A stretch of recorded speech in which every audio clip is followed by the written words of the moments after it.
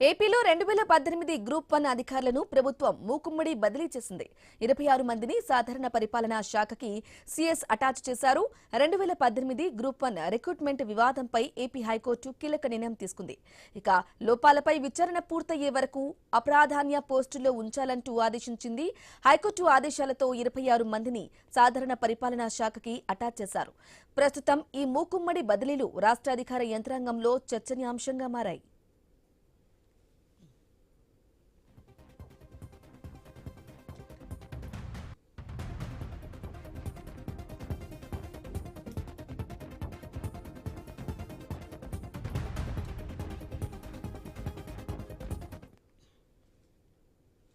ఇక అంతకుముందు విజయానంద్పై AP high court ఆగ్రహం వ్యక్తం చేసింది.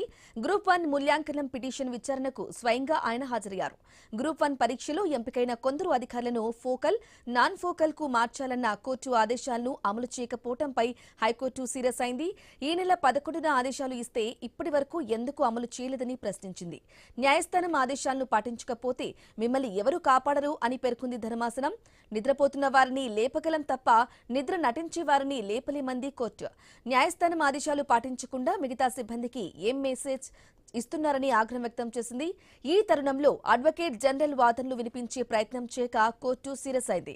సీఎస్ ను వివరణ అడిగితే ఏజీ వాదనలు వినిపించడం ఏంటని అభ్యంతరం తెలిపింది.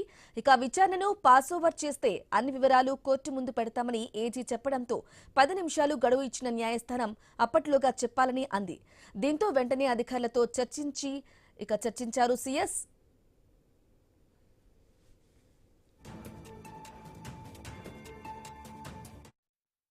ఇక 2018లో ఎంపికై గ్రూప్ 1లో ప్రాధాన్య పోస్టులో ఉన్న అధికారులను ఫోకల్ పోస్టుల నుంచి రిలీవ్ చేయాలని ఆదేశాలు ఇచ్చారు. వెంటనే సంబంధిత హెచ్ఓడీలకు రిపోర్టు చేయాలని చెప్పారు. ఈ క్రమంలోనే బదిలీలు జరిగాయి.